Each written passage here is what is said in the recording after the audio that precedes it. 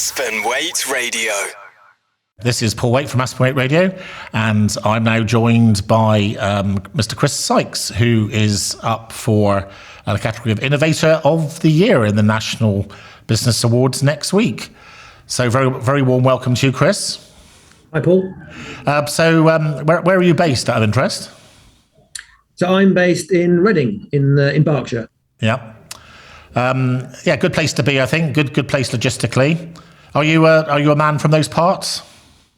No, I was originally born in Edinburgh and then moved down south to England when I was 13. So basically learned to run very quickly and change my accent.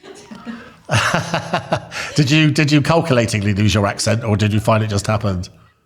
It was kind of beneficial in terms of avoiding trouble at school, if you like. So obviously, I say you're up for Innovator of the Year. So we're very involved in innovation ourselves. In fact, I was myself managing director of a polymer company when I was only 30 years old. So I think I do sort of understand how people like you think as much as anyone can. I'm not sure what that says about either of us, really. So tell us a little bit about the journey that took you into forming Qbox and why why your brain as such you've managed to develop this great product. Sure. So I kind of started the business about 25 years ago. So in the kind of the early 90s, or the mid 90s at the inception of the internet, basically. So the digital world has always fascinated me. So we started life as an agency that created digital content that could be distributed through the internet and then later through social, et cetera, et cetera. About 5 years ago, I was invited by IBM to have a look at their supercomputer, which was called Watson. And effectively, you could, to a certain degree, you could converse with this computer, and it would basically answer your questions. And Watson came into the fore because there's a quiz show in the US called Jeopardy, and Watson was pitched against the two most successful Jeopardy champions, human beings, and Watson won.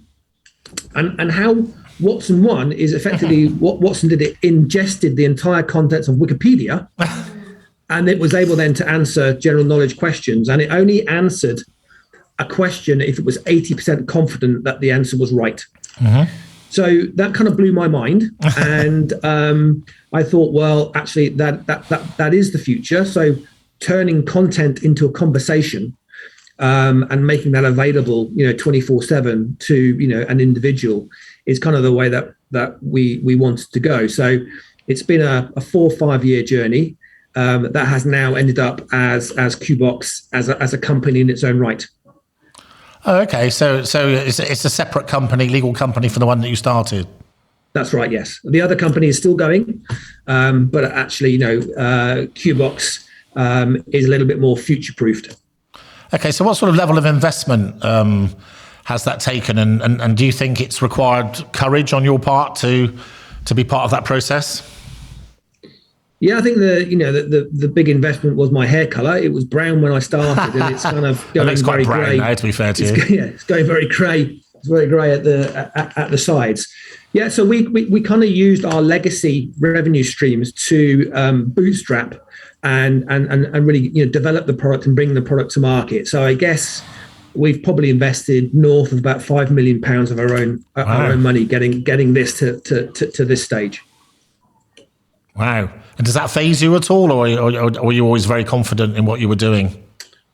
Well, so I think when we decided to do that, I think we had Brexit 6 months later. We had a pandemic, and more recently, we obviously got the awful situation in Ukraine. All that has kind of a knock-on effect and has an impact that's beyond our control. That said, the great thing about innovation is that people have faith in innovation and they want innovation. So we've been very fortunate that a lot of the large global organizations want to use voice, want to use conversational AI to interact with customers. So, we're now working with Disney, NatWest, American Red Cross, Vodafone, Sky. So, big organizations that are already investing in these kinds of services.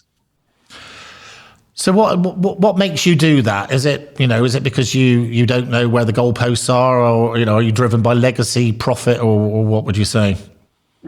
No, I think we've always had a mantra of look forward. Look forward to what's coming down the line. Look forward to what's going to be relevant to us, and ultimately look forward to what makes our life easier. As human beings, from day dot, we've wanted just to make our life easy.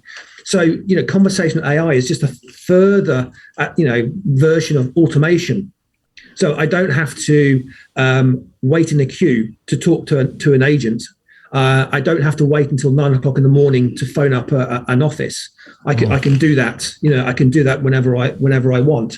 So what we're saying is that traditionally we as consumers, we're consuming content on demand. So we don't have to sit in front of the television and watch a program at 8 o'clock. That's scheduled. I can watch it wherever I want in a number of devices. And that's the same in terms of conversational AI. So if I want to have a conversation with a brand, if I want to complain about something, if I want to get information about something, if I want help about something, I can do it at 2 o'clock in the morning when it's worrying me. I think I understand it better now. I've got a confession to make to the listeners that I went on your website last night, and I failed dismally to converse with your whatever he is, your artificial intelligence person. And it took me 3 goes before I actually realised I had to type something at the bottom, and then I was able to have a conversation. Yes. So that's Lucy, and she's been live for about 3.5, 4 years, and we did. Lucy can understand you, but unfortunately, the software is more capable than the hardware. So not everybody has good microphones, noise cancelling microphones on their devices. So obviously, any background noise, a telly in the background, music in the background, screaming kids in the background, doorbells from DDP couriers in the background, that's going to affect her hearing. So we decided to just make it type, and she will speak back. Okay, so what is there a next great product, or is the future just sort of continuing to evolve what you've already done?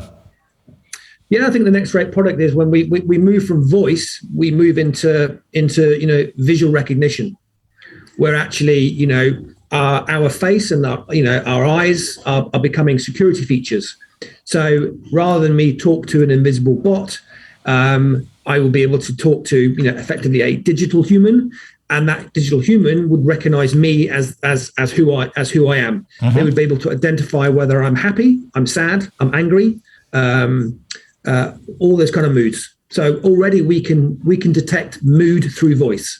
So our chatbot for the American Red Cross is able to understand when a citizen who's there for asking for help is emotionally distressed.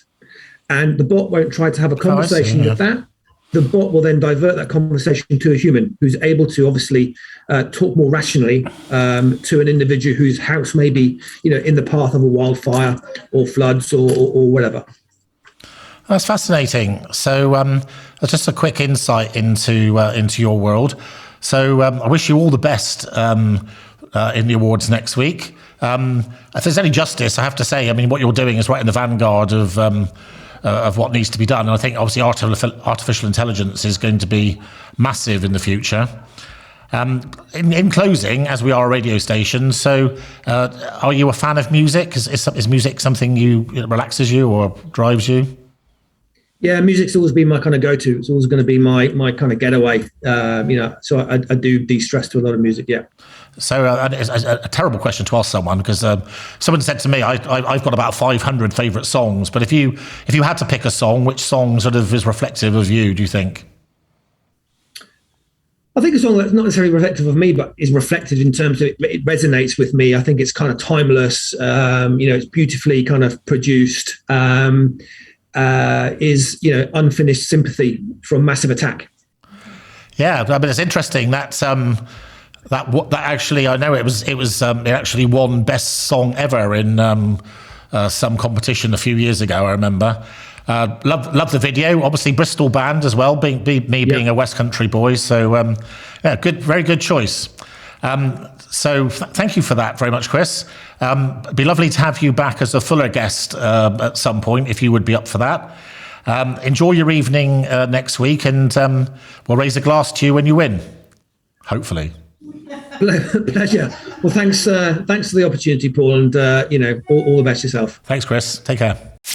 Aspen Waite Radio.